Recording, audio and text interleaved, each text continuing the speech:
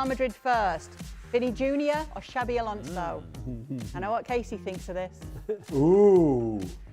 Que íbamos a tener. The Spanish Super Cup wasn't just another title for Real Madrid, it was another trial for Xabi Alonso. Against Atletico Madrid and Barcelona, he had the perfect chance to silence critics and prove that the project was working. They got past Atletico amid controversial decisions, reached the final surrounded by doubts. And even with some help from the referees, they fell to a dominant Barcelona. But what happened after the final whistle was even more serious. Xabi Alonso's controversial reaction after the defeat is going viral online, and you need to see what he did.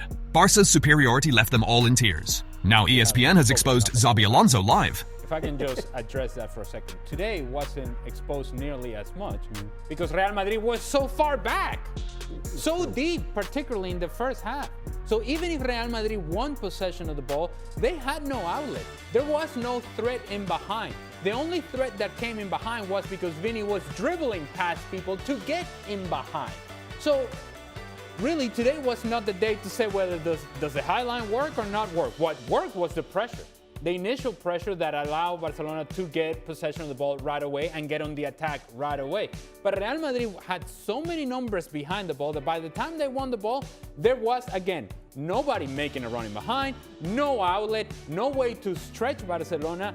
It was all done individually by the effort of Vinny Jr. in particular. Other than that, no real threat. The effort from Vinny Jr. with the ball. Correct. Because multiple times, Gonzalo Garcia tried to start to press and then realized that he didn't have any help, so there's no point. I might as well just step back and get into defensive shape because nobody else was going to help him with that press. In this stage, when you knew you had a not 100% Mbappe to come on, and you had a guy that was tormenting Koundé, tormenting him throughout the whole match, and you needed a goal.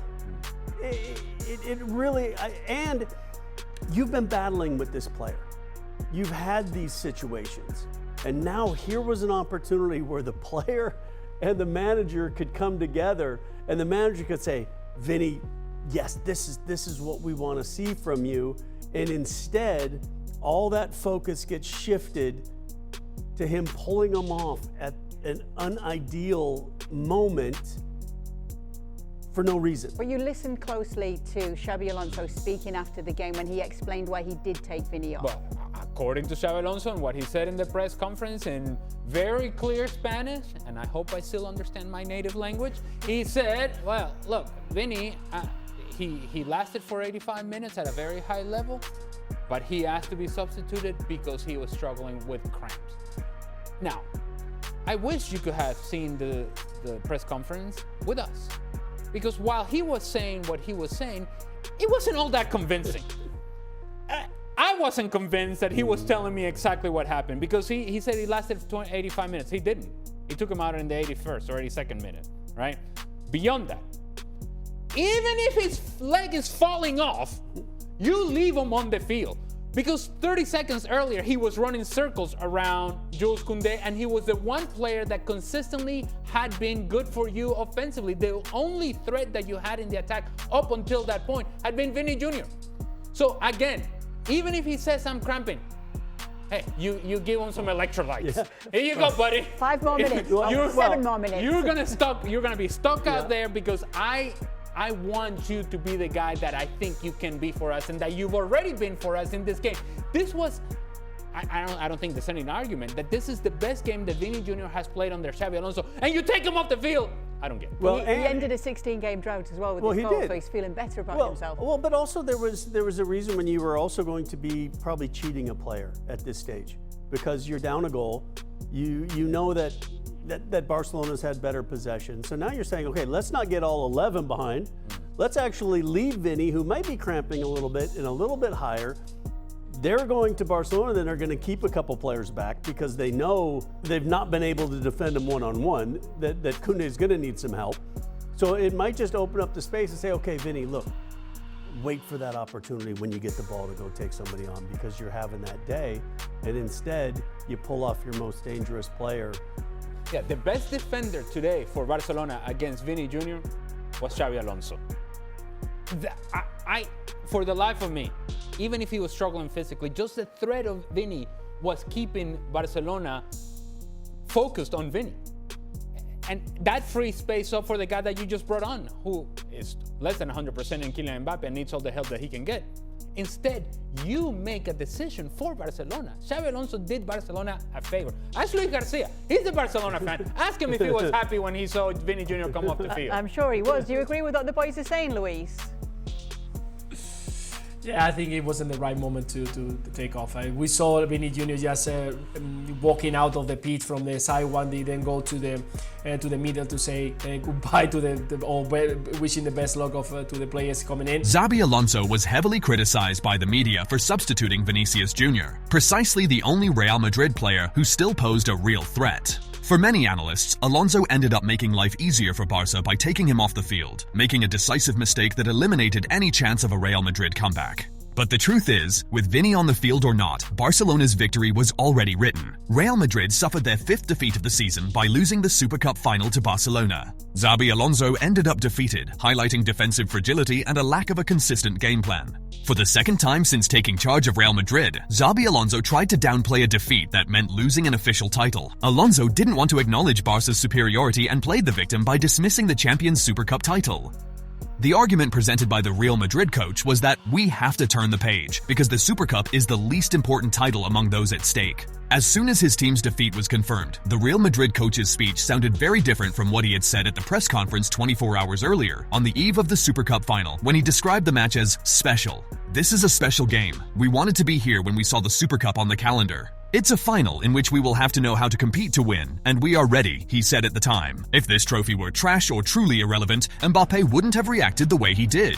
Vinicius wouldn't have shown so much frustration after scoring just a consolation goal, precisely at a moment when he is being heavily criticized in Madrid. Arda Güler wouldn't have left the field furious, kicking everything in sight. No one would have been crying as they did, and the media wouldn't be exposing Real Madrid's problems. The truth is simple. If Real Madrid had been champions, Xabi Alonso's speech would have been completely different. There would be no downplaying, no excuses. Meanwhile, Barcelona is showing that they are back to their best form, with 10 consecutive wins, and they're crying because of it. In football, everything matters, even friendly matches, because it's in those games that what works, what fails, and what needs to be corrected is revealed. Alonso's behavior is not an isolated case.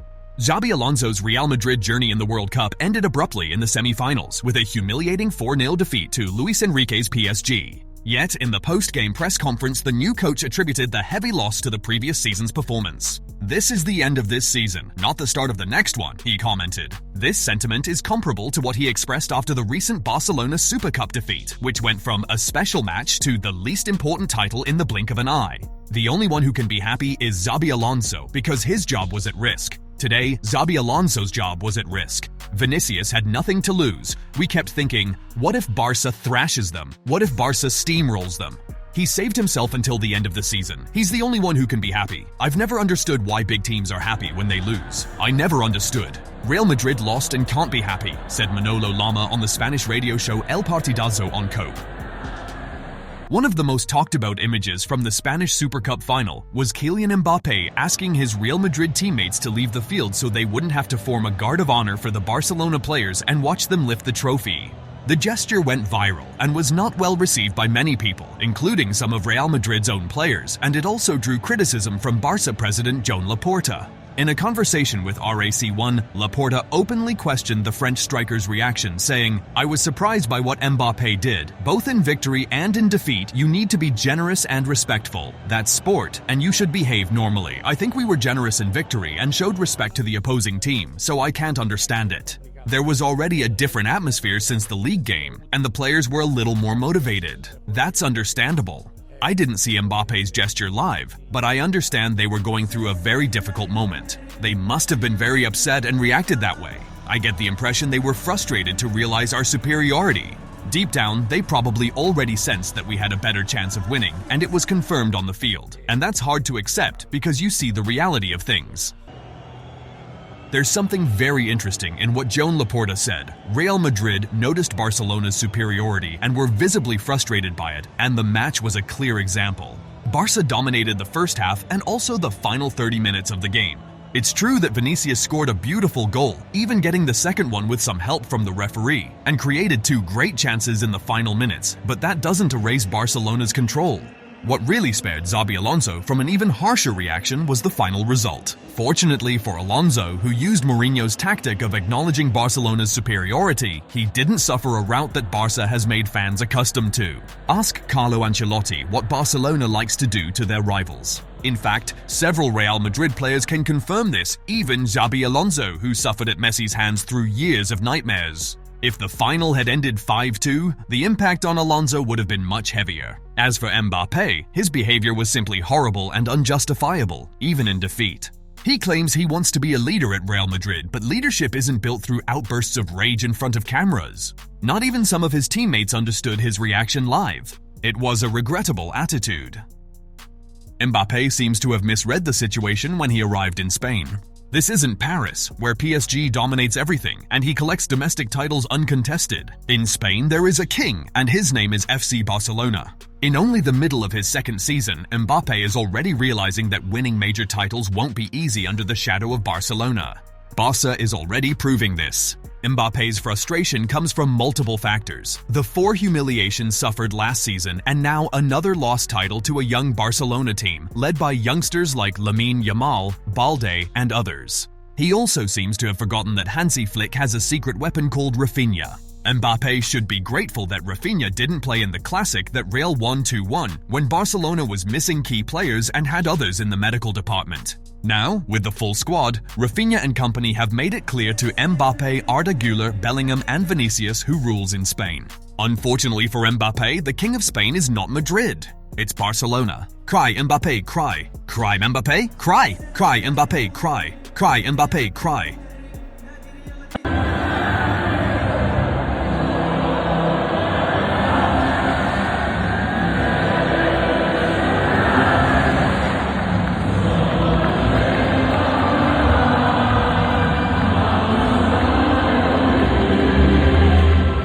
I think the reality is, as we saw in the summer, there isn't a massive market for Vini, for the simple reason that he makes a ton of money and the teams that can afford them either have other options who play his same position, and there aren't very many teams that can afford him. So I think this ends up with him sticking around, and so therefore by inertia, I think it's more likely that it's going to be Xabi Alonso, not because he's necessarily going to be a failure, but because you could see Vini sticking around endlessly, kind of the way Gareth Bale did, and maybe carving himself out that position where, you know, he plays well in a couple big games, he turns things for you, and you can't really move him because he makes too much money. Whereas Xabi Alonso becomes expendable. I mean, you look at the fury that was vented against him just before Christmas, and probably what he's going to face now after losing the Super Cup, despite the fight back and whatever. So I'm going to say Vini will outlast Xabi Alonso. Also because I'm not in charge of Real Madrid, Florentino Perez is. What'd you say?